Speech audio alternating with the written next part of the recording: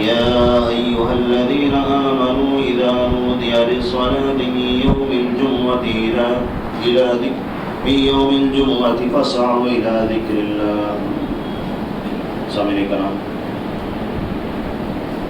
دینی میری بھائیوں، بزرگوں اور عزیز ساتھیوں،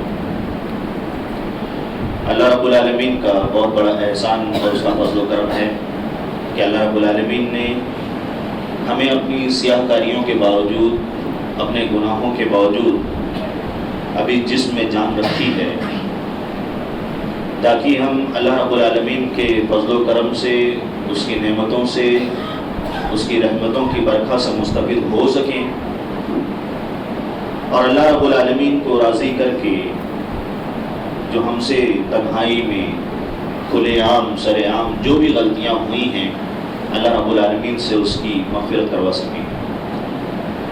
یوں تو اللہ رب العالمین نے کافی لمحات ہم انسانوں کو عطا کیے ہیں، مسلمانوں کو عطا کیے ہیں، جن میں سے کچھ اوقات ایسے ہیں جن کی خصوصیت بہت زیادہ ہے، اہمیت رکھتی ہے، اور ان اوقات میں اگر ہم اعمال کو انجام دیتے ہیں تو اللہ رب العالمین کے یہاں ان کی قبولیت میں اضافہ، اللہ رب العالمین کی رحمت اور اس کی مغفرت کے مواقع زیادہ بڑھ جاتے ہیں۔ آج انشاءاللہ جمعہ کے خطبے میں ہم انہی مخصوص اور خصوصی اوقات اور لمحات جو اللہ رب العالمین نے سنت محمدیہ کو عطا کیے ہیں، جمعہ کے متعلق ہم انشاءاللہ کچھ گفتگو کرنے کی کوشش کریں گے۔ یہ تو کافی چیزیں مشہور ہیں اور ہم آپ اس سے واقف ہیں، لیکن کہیں نہ کہیں ہمیں تذکیر کی ضرورت ہے، ایک ریمائنڈر کی ضرورت ہے، کیونکہ اللہ رب العالمین نے قرآن کی آیت میں ہم مسلمانوں کے بارے میں کہا ہے کہ وَذَكِّرْ فَإِنَّ الذِّكْرَ تَنفَعُ الْمُؤْمِنِينَ۔ اللہ رب العالمین نے ہمارے ایمان کی کنڈیشن کو اور ہماری مشغولیات کو اور اسی طرح سے ہماری رغبت کو اس کو سامنے رکھتے ہوئے ہی ہم اہل ایمان کو تذکیر کی، ریمائنڈر کی، یاد دہانی کی تلقین کی ہے۔ اور اس کے بعد اللہ رب العالمین نے آگے ذکر کر دیا ہے کہ یاد دہانی کا فائدہ ایسا نہیں ہے کہ نہیں ہوگا، یاد کرانے کا، یاد دلانے کا فائدہ ہوگا، لیکن اللہ رب العالمین نے ایک شرط لگائی ہے، فائدہ کن کو ہوگا؟ مومنین کو ہوگا، مسلمانوں کو ہوگا۔ اگر ہمارے ایمان میں کچھ کمی ہے، کچھ کجی ہے، کچھ اصلاح کی ضرورت ہے، یا زنگ آلود ہے اور اس کو سیٹل کرنے کی ضرورت ہے، اس کو پالش کرنے کی ضرورت ہے، تو اللہ کا کلام اس سلسلے میں سب سے زیادہ معاون ہے۔ اللہ کے رسول صلی اللہ علیہ وسلم کی گفتگو، اللہ کے رسول حضرت محمد مصطفیٰ صلی اللہ علیہ وسلم کی زبان مبارک سے نکلنے والے کلمات جو ہم سب کے محسن ہیں، ساری انسانیت کے لیے اللہ کے رسول صلی اللہ علیہ وسلم نے اللہ کے احکام اور فرامین کو عملی طور پر کر کے دکھایا اور بتایا ہے۔ ان کا احسان ہم کبھی نہیں چکا سکتے۔ اللہ کے رسول صلی اللہ علیہ وسلم کی جو باتیں اگر ہم غور سے سنیں اور اس پر عمل پیرا ہوں تو انشاءاللہ اللہ رب العالمین کے فضل و کرم سے ہم اللہ رب العالمین کو راضی کر سکتے ہیں۔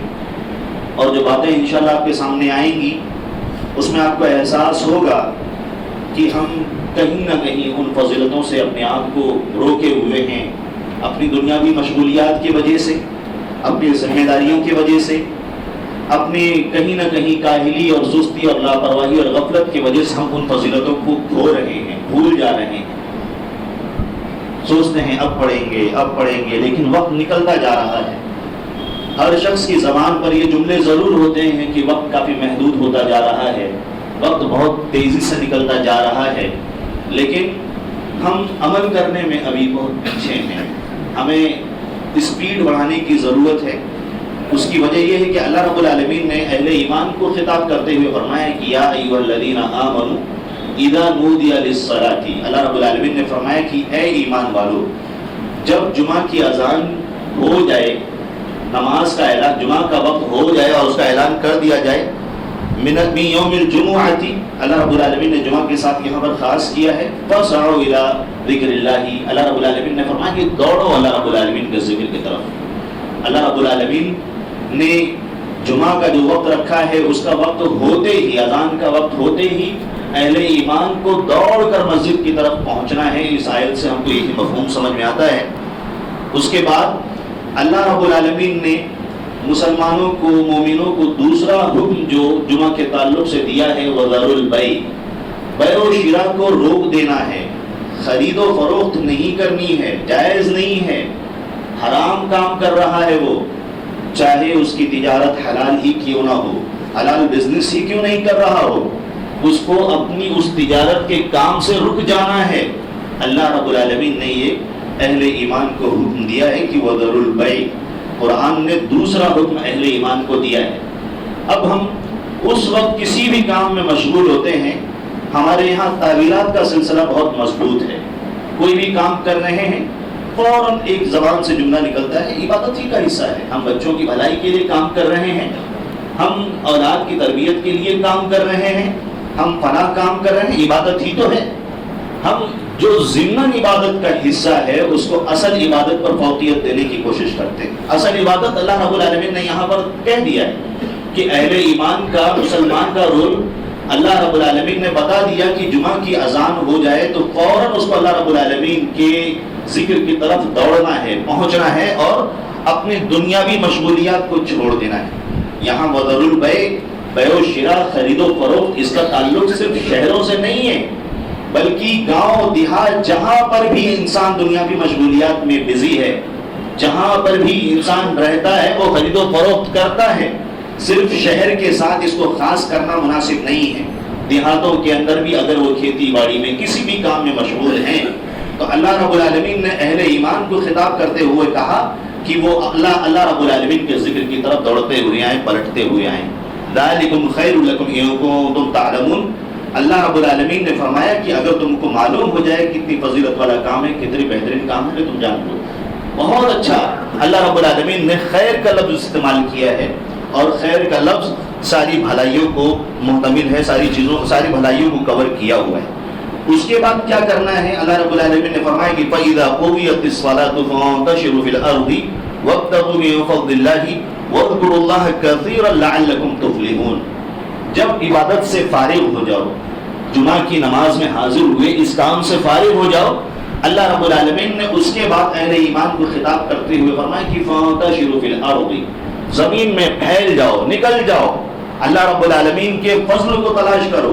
وَابْتَغُوا مِن فَضْلِ اللَّهِ، اللہ رب العالمین کے ذکر کے لیے جس کام کو چھوڑ کر آئے تھے، وَذَرُوا الْبَيْعَ کا، بیع شراء کا، خرید و فروخت کا جو کام آپ نے چھوڑ دیا تھا، واپس سے اس کام میں مشغول ہو جاؤ. اللہ رب العالمین کے فضل کو تلاش کرو، محنت کرو، کماؤ، حلال کمائی کی طرف دوڑو. اس بیچ میں کیا خیال رکھنا ہے؟ اللہ رب العالمین نے فرمایا کہ وَاذْكُرُوا اللَّهَ كَثِيرًا. اس بیچ میں روزی تلاش کرنی ہے، فضل تلاش کرنا ہے اور تلاش کرتے کرتے اللہ رب العالمین کا ذکر کرنا ہے. اللہ رب العالمین نے یہ نہیں کہا کہ ہاں ذکر سے فارغ ہو گئے، اب آزاد ہو گئے، اب جو چاہے وہ کرو، روزی تلاش کرو.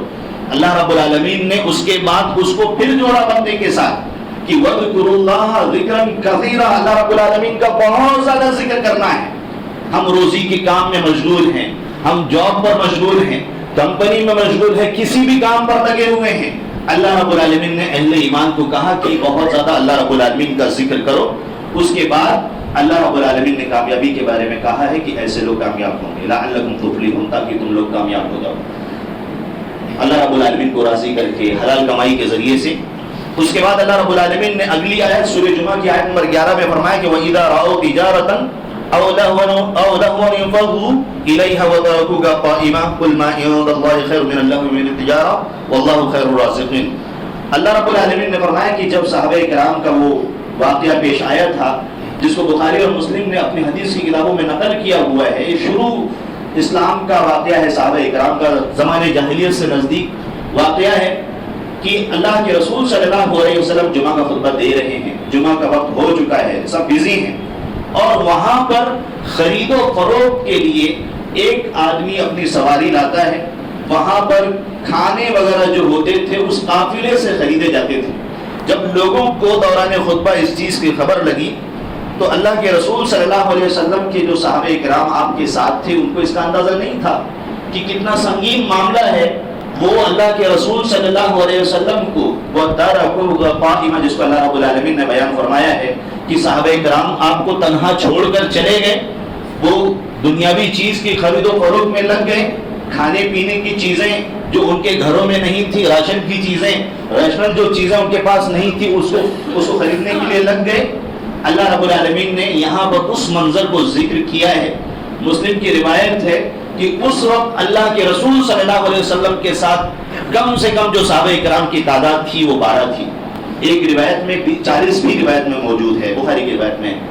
تو اللہ کے رسول صلی اللہ علیہ وسلم کے ساتھ کم سے کم 12 صحابہ کرام رضوان اللہ علیہ اجمعین موجود تھے۔ اللہ رب العالمین نے کہا کہ یہ طریقہ مناسب نہیں ہے کہ وہ آپ کو تنہا چھوڑ کر چلے گئے اور وہ اللہ رب العالمین کے ذکر پر دنیا کی تجارت کو ترجیح دے رہے ہیں۔ اللہ رب العالمین نے فرمایا ہے وہاں پر کہ واللہ خیر الرازقین، کہ اللہ رب العالمین تو بہترین اور روزی رساں ہیں، اللہ رب العالمین بہترین روزی دینے والا ہے۔ تو ہم احباب کو درخواست کرتے ہیں ایسے لوگوں سے کہ جمعہ کی اذان کے بعد جو اپنی دنیاوی مشغولیات سے فارغ ہو کر تشریف لاتے ہیں، یا جو ذمہ داران ہیں جن کے ماتحت ایسے لوگ، ایسے کلمہ پڑھنے والے لوگ رہتے ہیں، وہ اس چیز کا خیال رکھیں تاکہ اہل ایمان وقت پر جمعہ کی ادائیگی کو انجام دے سکیں۔ ورنہ اللہ رب العالمین نے یہاں صحابہ کرام جو زمانے جاہلیت سے نزدیک کا وقت تھا، اللہ رب العالمین اس کی مذمت کر رہا ہے، اور اللہ کے رسول صلی اللہ علیہ وسلم نے صحابہ کرام نے کئی روایتوں میں اس کو منقول کیا ہے، اور علماء کرام نے یہاں پر اس پر حکم لگایا ہے کہ ہماری اس وقت کی دنیاوی مشغولیت جائز نہیں ہے، چاہے جائے کہ آدمی کھیل کود کے اندر مشغول ہو، کھلواڑ کر رہا ہو دنیاوی کسی کام کے ذریعے سے، تو اس کے لیے تو یہ اور سنگین معاملہ ہے۔ اللہ کے رسول صلی اللہ علیہ وسلم کے صحابہ کرام اس وقت اپنی ضرورت کو پوری کرنے کے لیے اپنے گھر میں راشن کا سامان کا انتظام کرنے کے لیے گئے تھے، تو اللہ رب العالمین نے سورہ جمعہ کے اندر اس کو نکیر کرتے ہوئے قرآن کی آیت کا حصہ بنا دیا۔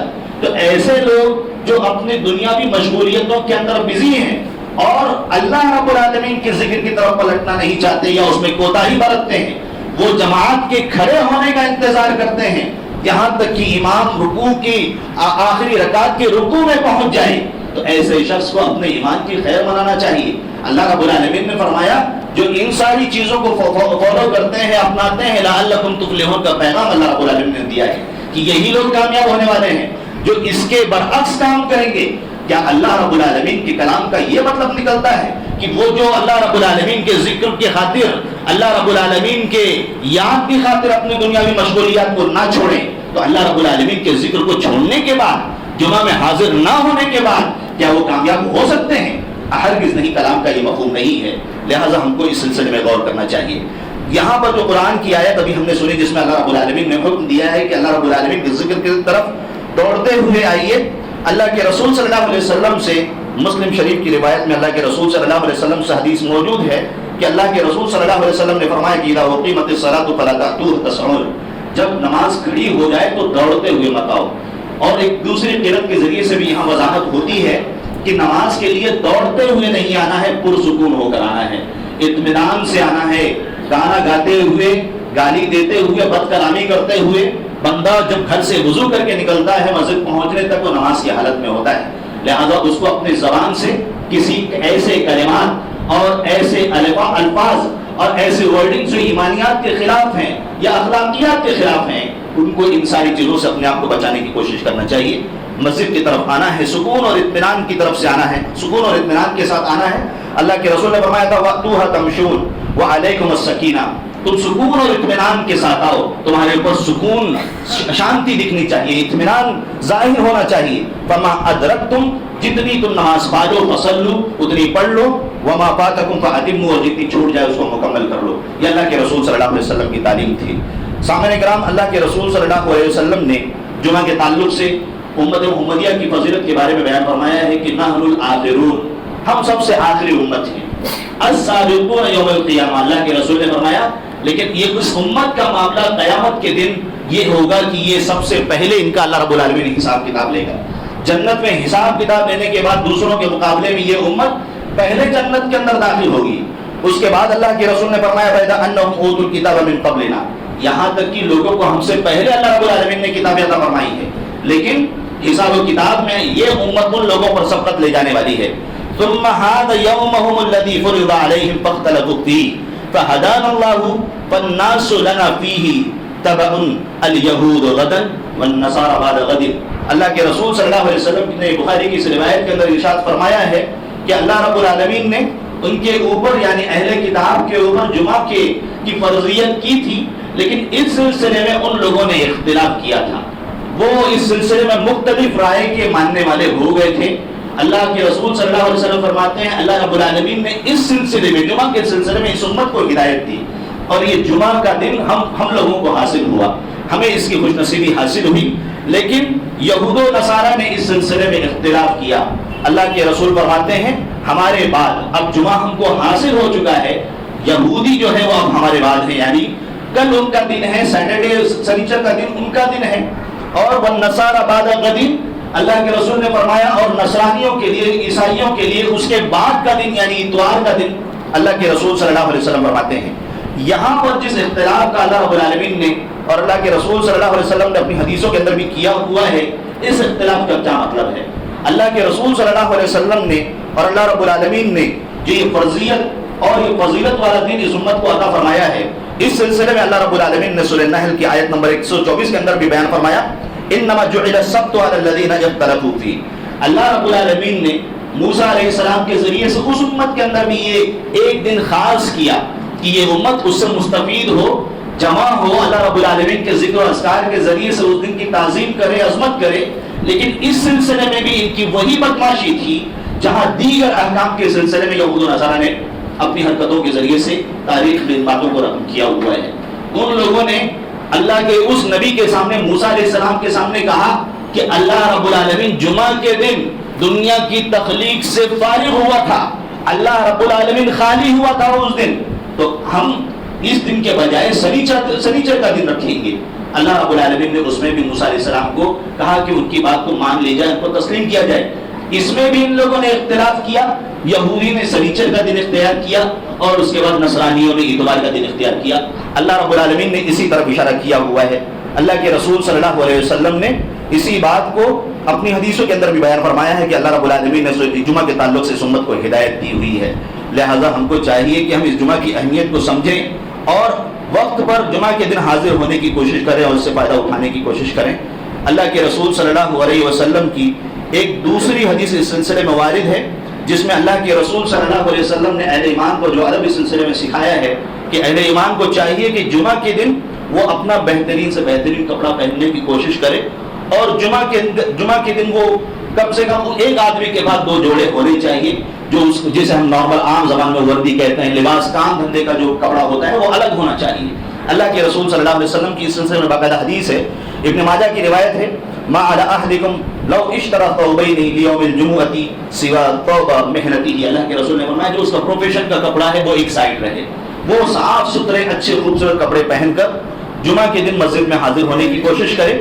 اور اللہ کے رسول صلی اللہ علیہ وسلم نے فرمایا ایک دوسری حدیث کے اندر کہ جس طرح سے ابھی آپ نے سنا کہ اللہ کے رسول نے فرمایا کہ یہ امت آخری ہے اور حساب کتاب میں اللہ رب العالمین دوسری امتوں پر اس کو سبقت دینے والا ہے، اسی طرح سے مسلم ہی کی روایت میں اللہ کے رسول نے فرمایا کہ ان کا فیصلہ بھی المقضی لهم قبل الخلائق کی تمام کریشن سے پہلے اللہ رب العالمین اس امت کا حساب کتاب کرے گا۔ اور اسی لیے اللہ کے رسول صلی اللہ علیہ وسلم نے جمعہ کے دن کی اہمیت اور اس کی فضیلت کے سلسلے میں فرمایا کہ خیر یوم طلعت علیہ الشمس یوم الجمعہ فیہ خلق آدم وفیہ ادخل الجنۃ وفیہ اخرج منہا۔ اللہ کے رسول صلی اللہ علیہ وسلم فرماتے ہیں جمعہ کا دن اللہ رب العالمین کے نزدیک بہت ہی زیادہ خیر والا ہے، خیر یوم، ایسا دن جس پر سورج طلوع ہوتا ہے وہ سب سے بہترین دن جمعہ کا دن ہے۔ اللہ کے رسول فرماتے ہیں کہ اسی دن آدم علیہ السلام کی پیدائش اللہ رب العالمین نے ان کو بنایا تھا، ان کی تخلیق کی تھی، اور اسی دن اللہ رب العالمین نے ان کو جنت کے اندر داخل کیا تھا۔ جنت کے اندر آدم علیہ السلام جمعہ ہی کے دن داخل ہوئے تھے، اور جو جنت سے نکالے جانے کا دن ہے مسلم شریف کی اس روایت کے مطابق وہ جمعہ کا ہی دن تھا۔ اسی طرح سے یہ جمعہ کا دن ایسا فضیلت والا ہے، ساتھ میں یہاں پر اللہ کے رسول صلی اللہ علیہ وسلم کی روایت کے مطابق قیامت جو قائم ہوگی جمعہ کے دن ہی ہوگی، یہ ایسا دن ہے جس کے بارے میں اللہ کے رسول صلی اللہ علیہ وسلم نے دوسری حدیث کے اندر فرمایا ہے، سنن ابو داؤد کی روایت ہے کہ آدم علیہ السلام سے جو غلطی ہوئی تھی، جس دن اللہ رب العالمین نے ان کی توبہ کو قبول کیا تھا، وہ بھی جمعہ کا دن ہی تھا۔ علامہ البانی رحمہ اللہ نے اس حدیث کو صحیح قرار دیا ہے۔ وفیہ ماتا، اور جمعہ کے دن ہی آدم علیہ السلام انتقال کر گئے تھے۔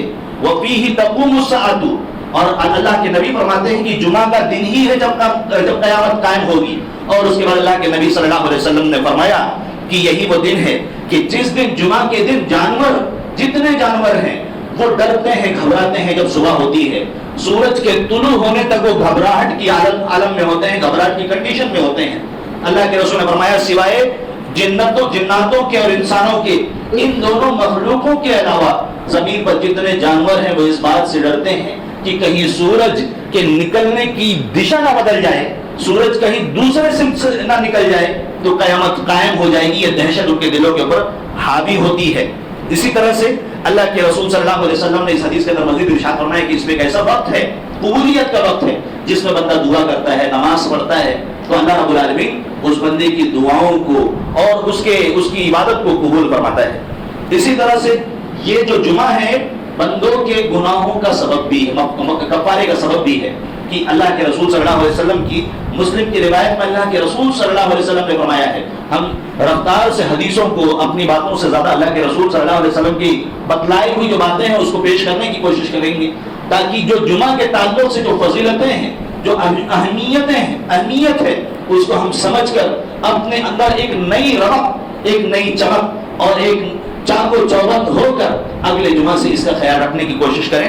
اللہ کے رسول صلی اللہ علیہ وسلم فرماتے ہیں کہ ایک بندہ جب نماز پڑھتا ہے تو ایک نماز سے دوسری نماز کے درمیان، اور اسی طرح سے ایک جمعہ سے دوسرے جمعہ کے درمیان بندوں سے جو گناہ ہوتے ہیں، جس کو گناہ صغیرہ عام طور پہ کہا جاتا ہے، اللہ رب العالمین بندے کے اس گناہ کبیرہ کو معاف کر دیتا ہے۔ ما لم تغش الکبائر، اللہ کے رسول صلی اللہ علیہ وسلم فرماتے ہیں جب تک کہ بندہ گناہ کبیرہ نہ کر بیٹھے، اس کے لیے بندے کو توبہ کرنے کی ضرورت پڑے گی۔ گناہ کبیرہ ایسے گناہ جس کے عظمت کے بارے میں، جس کے بڑے گناہ ہونے کے بارے میں، یا پھر اللہ رب العالمین نے یا اللہ کے رسول صلی اللہ علیہ وسلم نے لعنت بھیجی ہو ان گناہوں کے بارے میں، یا پھر اللہ رب العالمین اور اللہ کے رسول صلی اللہ علیہ وسلم نے جہنم کی وعید سنائی ہو، وہ گناہ کبیرہ ہے۔ اگر اس طرح کے گناہ ہو جاتے ہیں تو بندے کو پھر توبہ کرنے کی ضرورت ہے۔ ایک چھوٹی سی مثال، جسے جھوٹ بولنا ہے، ہم اس کو بہت ہلکے میں لیتے ہیں، جھوٹ کو کوئی معمولی گناہ سمجھتے ہیں۔ اللہ کے رسول صلی اللہ علیہ وسلم نے جو وعیدیں سنائی ہیں، علماء کرام نے اس کو گناہ کبیرہ کی لسٹ میں شامل کیا ہوا ہے، منافقین کی نشانی میں سے ایک ہے یہ۔ لہذا ایسے بندے کو جو جھوٹ بولتا ہے، اللہ رب العالمین کے جناب میں اس کو توبہ کرنی ہوگی۔ اسی طرح سے اللہ کے رسول صلی اللہ علیہ وسلم نے جمعہ کے دن کے بارے میں فرمایا ہے، ان یوم الجمعۃ سید الایام واعظمها عند اللہ، اللہ رب العالمین کے نزدیک جمعہ کا دن بہت عظیم دن ہے، اور ہفتے کا جو دن ہے، ہفتے کے اندر اللہ رب العالمین نے اس کو اس کا سردار بنایا ہے۔ یہ جمعہ کا دن دنوں کا سردار ہے، سید ہے، سردار ہے۔ اور اسی طرح سے ایک دوسری حدیث کے اندر اللہ کے رسول صلی اللہ علیہ وسلم نے اسے عید کا دن قرار دیا ہے، ان هذا یوم عید جعلہ اللہ للمسلمین فمن جاء الى الجمعۃ فلیغتسل وَإِن كَانَ طِيبٌ فَلْيَمُسَّ مِنْهَا وَعَلَيْكَ بِالسِّوَاكِ۔ اللہ کے رسول صلی اللہ علیہ وسلم نے فرمایا کہ اللہ رب العالمین نے جمعہ کا دن مسلمانوں کے لیے عید کا دن قرار دیا ہے۔ اللہ رب العالمین نے اسے ہفتے کی عید قرار دیا ہے، لہٰذا ہم کو اس کا اہتمام کرنا چاہیے۔ خوشبو لگا کر مسجد کے اندر، اللہ کے رسول صلی اللہ علیہ وسلم نے فرمایا لوگوں کو چاہیے کہ غسل کر کے مسجد کے اندر آئیں، وہ مسواک کریں، وہ خوشبو لگائیں، مسجد کے اندر آئیں۔ اللہ رب العالمین نے بطور تحفہ اس امت کو عید کی شکل میں دیا ہے۔ اور ابن ماجہ کی ایک دوسری روایت بتلاتی ہے کہ اللہ کے رسول نے فرمایا کہ وَهُوَ أَعْظَمُ عِنْدَ اللَّهِ مِنْ يَوْمِ الْأَضْحَى وَيَوْمِ الْفِطْرِ۔ اللہ رب العالمین کے نزدیک یہ جمعہ کا دن، جس کو اللہ رب العالمین نے ہفتے کی عید قرار دیا ہے، جو ہم سالانہ عید مناتے ہیں، عید الاضحیٰ مناتے ہیں، بقرعید مناتے ہیں، عید الفطر مناتے ہیں، اللہ کے رسول فرماتے ہیں کہ اللہ رب العالمین کی نزدیک اس سے بھی عظیم ہے، اس سے بھی بڑا ہے۔ اللہ رب العالمین نے جمعہ کے دن کو ان دونوں دنوں پر فوقیت دی ہوئی ہے، اتنا اہم ہے اللہ رب العالمین کے نزدیک جمعہ کا دن۔ اور ہم آپ اپنی دنیاوی مشغولیات کے اندر اس عظیم دن کو جمعہ کے دن کو کھونے کی کوشش کرتے ہیں اور اپنی دنیاوی مشغولیات کے اندر ختم کرنے کی کوشش کرتے ہیں. جیسا کہ آپ نے ایک حدیث سنا کہ اللہ کے رسول صلی اللہ علیہ وسلم نے فرمایا کہ جانور اس دن گھبراتے ہیں. صرف جانور ہی نہیں بلکہ ابن ماجہ ہی کی دوسری روایت میں اللہ کے رسول نے فرمایا کہ ملک مقرب جو اللہ کے مقرب فرشتے ہیں اور آسمانوں کے اندر اور زمینوں کے اندر ہوا پہاڑ ولا بحر الا وهن يشفقن من يوم الجمعہ وہ قیامت کی اس اعلان اس علامت کی وجہ سے جمعہ کے دن سے ڈرتے. لیکن ہم اپنی دنیاوی مشغولیات کے اندر مست ہیں اور ہمیں ذرا بھی جو نہیں رہتی. قرآن کی آیتیں ہمارے سامنے بارہا پڑھی جاتی ہیں سنی جاتی ہیں. اللہ اور اس کے رسول صلی اللہ علیہ وسلم کے احکام اور فرامین ہمارے سامنے آتے ہیں. لیکن اس کے باوجود بھی ہم اللہ اور اس کے رسول صلی اللہ علیہ وسلم کے احکام کو ترجیح دیتے ہیں. اور سب سے بڑی مصیبت یہ ہے کہ جب اللہ رب العالمین کسی بندے کو آزماتا ہے, اس کے آزمائش کا جب سلسلہ شروع ہوتا ہے تو اس کے جب رشتے کٹتے ہیں, دین سے سب سے پہلا اس کا رشتہ کٹتا ہے. وہ ساری ناراضگی جو نکالتا ہے وہ اللہ رب العالمین پر نکالتا ہے. اور وہ محفلیں اور وہ مجلسیں جو اس کے دین کو مضبوط کرنے والی ہیں, اس کے دلوں کو مضبوط کرنے والی ہیں, اس کے ایمان کو مضبوط کرنے والی ہیں, وہ ایسی جگہوں سے اپنے آپ کو دور کرنے کی کوشش کرتا ہے. سب سے بڑی مصیبت یہ ہے تاکہ وہ غیر حاضر ہو اس وقت, صرف وہ جماعت میں ڈائریکٹ حاضر ہو کر اپنے آپ کو جھوٹی تسلی دینے کی کوشش کرتا ہے. اللہ کے رسول صلی اللہ علیہ وسلم نے فرمایا کہ من ترک ثلاث جمع تحاورا بها طلع الله على قلبه. ہم نے یہ دیکھا ہے, اس کے لیے باتیں کی جا رہی ہیں. اللہ کے رسول صلی اللہ علیہ وسلم نے فرمایا جس نے جان بوجھ کر 3 جمعہ چھوڑا, اللہ رب العالمین اس کے دل کے اوپر اسٹیمپ لگاتا ہے, مہر لگاتا ہے, سیل کر دیتا ہے اسٹیمپ, ابھی ہدایت قبول کرنے والا نہیں ہے.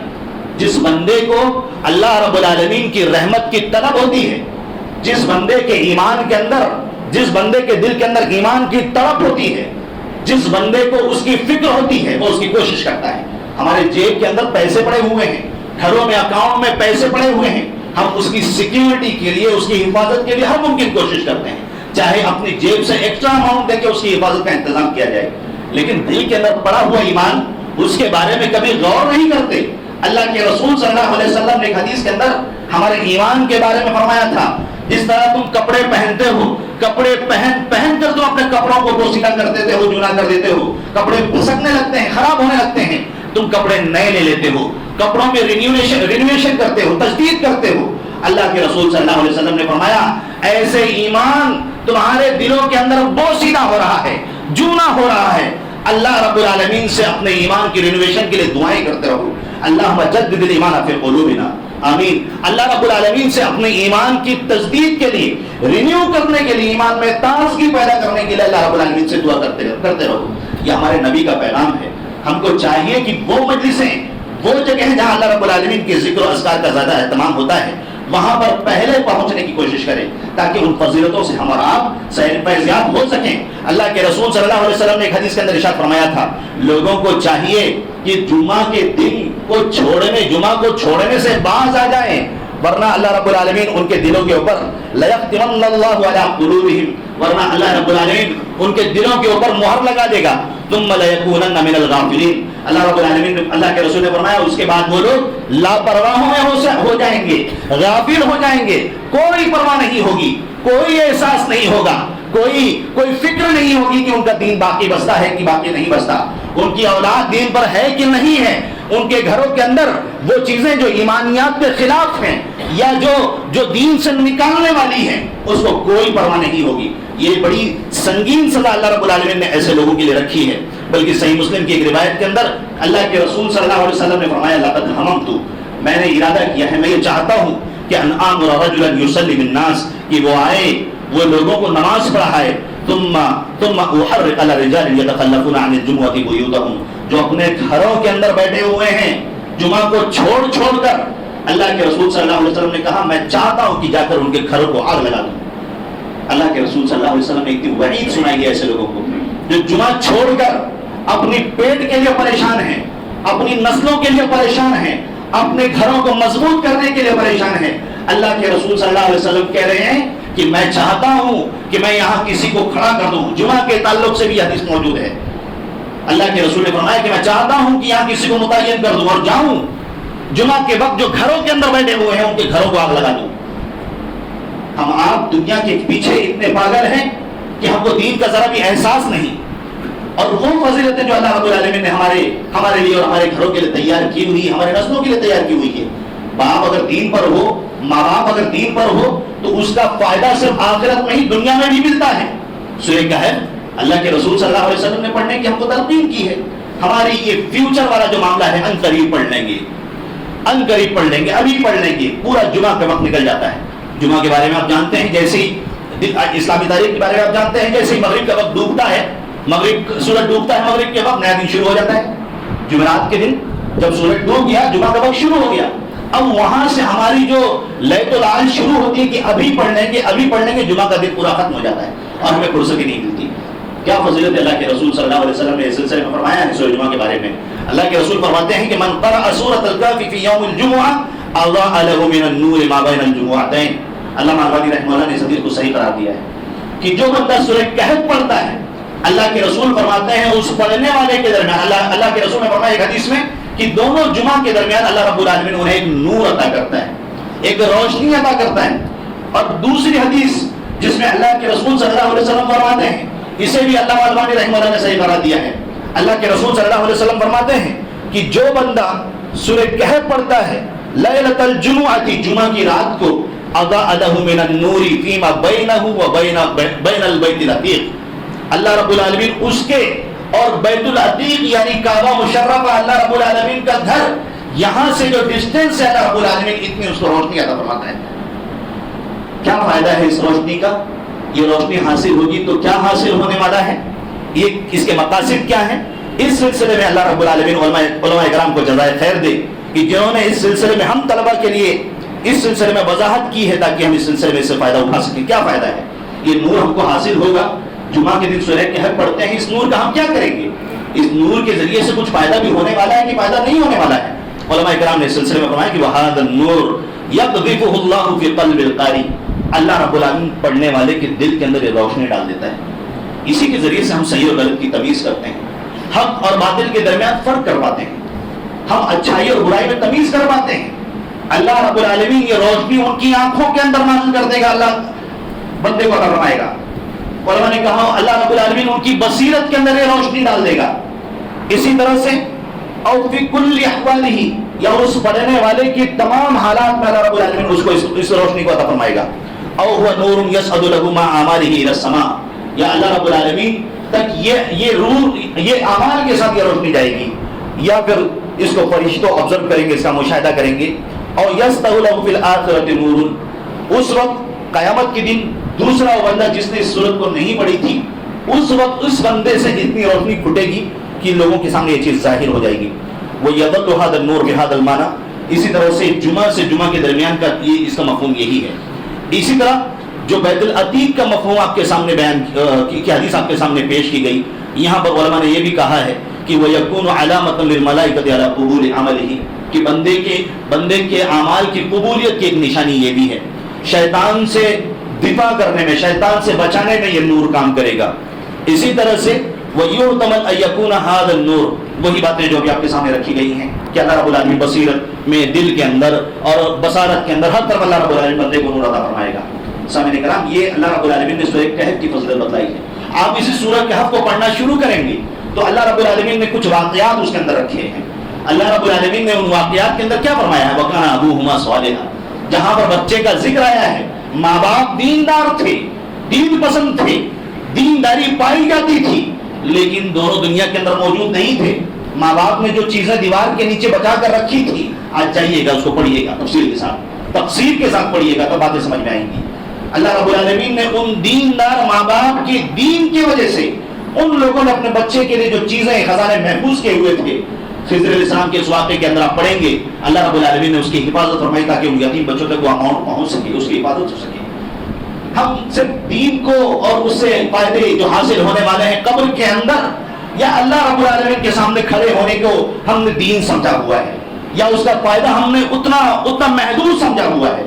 ہم سمجھتے ہیں کہ جو فائدہ فوراً حاصل ہو، ہم نے لیا اور پاکٹ میں رکھ لیا، یہ فائدہ ہے، یہ وہ بینیفٹ ہے جو ہمارے جیب کے اندر آ رہا ہے، فائدہ یہ نہیں ہے. اللہ رب العالمین ہمارے دین کے ذریعے سے ہمیں کہاں بچاتا ہے ہم کو نہیں معلوم.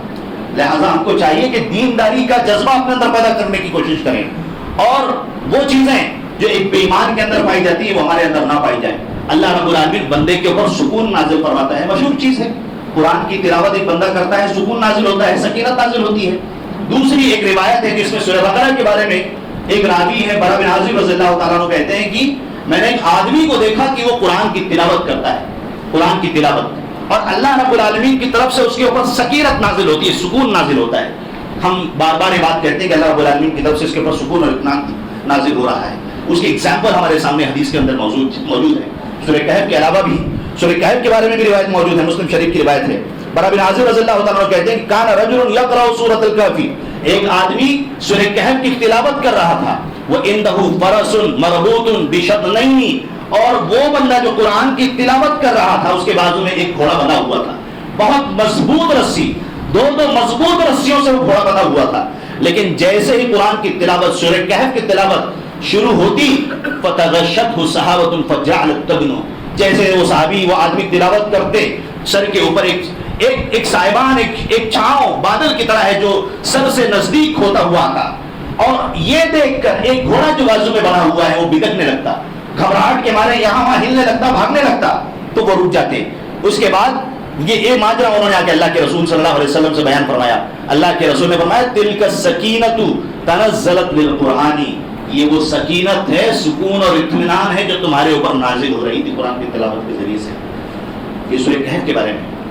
مزید اس کا ذکر اور اس کی تفصیل ایک دوسری صورت کے ذریعے سے ایک دوسرے صحابی ہیں حضرت اسید بن حضیر رضی اللہ تعالیٰ عنہ بیان کرتے ہیں کہ اللہ کے رسول صلی اللہ علیہ وسلم نے فرمایا, اللہ کے رسول صلی اللہ علیہ وسلم کے ایک صحابی ہیں جو رات میں قرآن کی تلاوت کرتے ہیں. جدید دور ہے 21ویں صدی کا, موبائل کا یوز کرتے ہیں, فری کے نیٹس اویلیبل ہیں, انٹرنیٹ کے ذریعے سے بہت لطف اندوز ہوتے ہیں. صحابی کا دیکھو عمل, صحابی ہے رات میں قرآن کی تلاوت کر رہے ہیں سورہ بقرہ کی. ہم تھک جاتے ہیں, ہمت ہار جاتے ہیں شیطانی وسوسوں سے, اس کے حملوں سے. اسید بن حضیر رات میں قرآن میں سے سورہ بقرہ کی تلاوت کر رہے ہیں. جگہ کون سی ہے؟ وہ اپنے کھجور کے اسٹور روم کے پاس بیٹھ کر تلاوت کر رہے ہیں. بازو میں ان کا بیٹا یحییٰ موجود ہے, قرآن کی تلاوت کرتے ہیں. وہاں پر بھی گھوڑا بنا ہوا ہے, وہ بھٹکنے لگتا ہے گھبراہٹ کے مارے. وہ اپنی تلاوت کو روک دیتے ہیں, چاہتے ہیں چیک کرتے ہیں کہیں گھوڑے کی طبیعت تو ٹھیک نہیں, بچے کو بچانے کی کوشش کرتے ہیں. پھر آتے ہیں, دیکھتے ہیں ماجرا ٹھیک ہے, پھر قرآن کی تلاوت شروع کرتے ہیں. پھر دیکھتے ہیں کہ گھوڑا بھٹک رہا ہے, پھر وہ قرات روک کر پھر جا کے اپنے جانور کو چیک کرتے ہیں کہ کہیں ایسا تو نہیں اس کے ذریعے سے نقصان پہنچ جائے. پھر اس کے بعد آتے ہیں, پھر سے قرآن کی تلاوت کرتے ہیں. پھر سے یہ تیسری بار ماجرا ہوا تو رک جاتے ہیں اور اپنے بچے کی جان کی حفاظت خاطر وہ صبح اللہ کے رسول صلی اللہ علیہ وسلم سے پورا ماجرا بیان کرتے ہیں. اللہ کے رسول, میں نے رات میں جب قرآن کی تلاوت کی تو 3 مرتبہ میرا جانور ایسا ایسا بھٹکا, اور اس وقت میں نے دیکھا تھا کہ میرے سر کے اوپر ایک سائبان جیسی کوئی چیز تھی جس میں مجھے کچھ چراغ جیسی چیز اور کوئی چمکتی ہوئی چراغ جیسی چیزیں نظر آ رہی تھی. اللہ کے رسول صلی اللہ علیہ وسلم نے فرمایا ابن حذیر, اسید بن حذیر, قرآن کی تلاوت کرتے رہو, قرآن کی تلاوت کرتے رہو, قرآن کی تلاوت کرتے رہو. اللہ کے رسول صلی اللہ علیہ وسلم نے اس عمل کے ذریعے سے ان کو ابھارا تھا. اللہ کے رسول نے فرمایا اسید بن حذیر, اگر تم اسی طرح قرآن کی تلاوت صبح تک کرتے رہتے تو مدینہ کے اندر لوگ دیکھتے, اس کے اندر جو فرشتے تھے لوگوں کی نظروں سے چھپ نہیں پاتے, مدینہ کے لوگ بھی اس کو دیکھتے. یہ اللہ کے رسول صلی اللہ علیہ وسلم نے فضیلت بتلائی ہے قرآن کی تلاوت کی. سورہ کہف کے بارے میں مخصوص حدیث ہمارے سامنے گزر چکی ہے, اور اللہ کے نبی صلی اللہ علیہ وسلم کا دور موجود نہیں ہے کہ اللہ کے رسول صلی اللہ علیہ وسلم اگر ہوتے تو ہمارے سامنے بتا دیتے کہ یہاں یہ فرشتے ہمارے سروں کے اوپر آ رہے ہیں. لہذا ہم کو فرشتوں کی لالچ میں نہیں, اللہ کے رسول صلی اللہ علیہ وسلم کی حدیث پر عمل کرتے ہوئے قرآن کی تلاوت کرنی ہے, اور اس کے برکات انشاءاللہ ہم ضرور اس سے مستفید ہوں گے. لہذا ہم کو چاہیے کہ جمعہ کے دن جلد از جلد جمعہ کے دن اذان سے پہلے حاضر ہونے کی کوشش کریں. مشہور حدیث اللہ کے رسول نے فرمایا جو پہلے گھڑی میں آتا ہے, اگر آپ سن رائز کا ٹائم دیکھتے ہیں تو آج کا دن جو 6:51 سے شروع ہوتا ہے اور جمعہ کا جو وقت ہے جس کو اگر 5 حصوں میں تقسیم کرتے ہیں تو پہلی گھڑی میں اگر کوئی شخص آتا ہے تو اللہ کے رسول صلی اللہ علیہ وسلم نے فرمایا اس کو اونٹ کی قربانی کا ثواب ملتا ہے.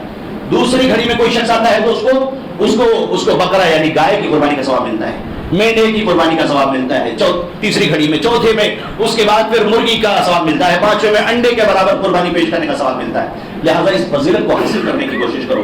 اللہ کے رسول صلی اللہ علیہ وسلم نے فرمایا کہ جب تک ممبر پر خطیب نہ آ جائے تب تک فرشتے ان لوگوں کا نام لکھتے رہتے ہیں, انٹری کرتے رہتے ہیں. نوکری پر ہیں ہم, کتنا پریشان ہوتے ہیں. پنچ مشین پر 1 سیکنڈ اگر یہاں سے وہاں ہو گیا تو ہمارا اس دن کی ہماری محنتانہ اس دن کی ضائع ہو جائے گی. بہت کوشش کرتے ہیں ضائع نہیں ہونی چاہیے اس دن کی محنت. کیوں؟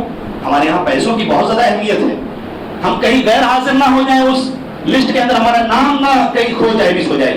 اللہ رب العالمین کی لسٹ میں بھی اپنا نام کا اندراج کرانے کی ہم کو کوشش کرنی چاہیے. اذان شروع ہوئی, فرشتوں نے رجسٹر بند کر دیا.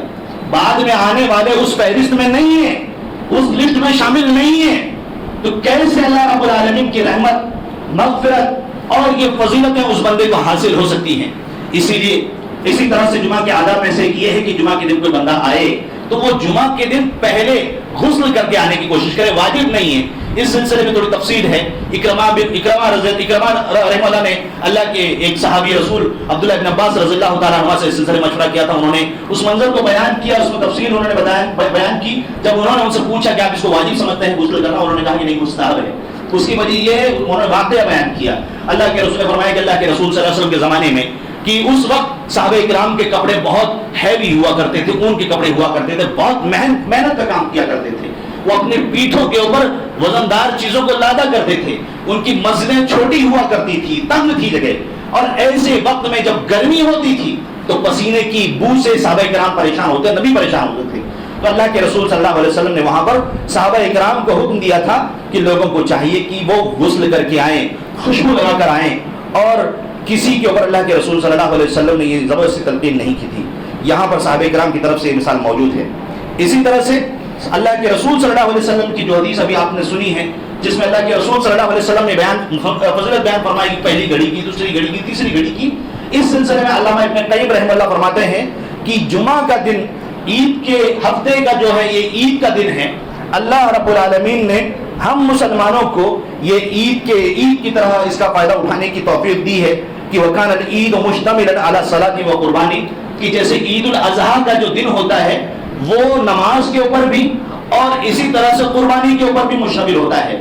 تو ایسے ہی جمعہ کا دن جو ہے بندہ اگر وقت سے پہلے آنے کی کوشش کرتا ہے تو وہ اللہ رب العالمین کے جناب میں قربانی پیش کر رہا ہے, اور اس کے بعد وہ نماز میں شامل ہو کر وہ عید کی طرح اس سے فائدہ اٹھا رہا ہے. اور ایک اس کی فضیلت میں اللہ کے رسول صلی اللہ علیہ وسلم کی ایک دوسری حدیث ہے جس کو ہم کو سن کر اس پر عمل کرنے میں انشاءاللہ یہ کافی معاون ہوگی. اللہ کے رسول نے فرمایا کہ من اغتسل یوم الجمعۃ وغسل وبکر وابتکر ودنا واستمع وانصت كان له بكل خطوة يقطعها اجر سنة صيامها وقيامها.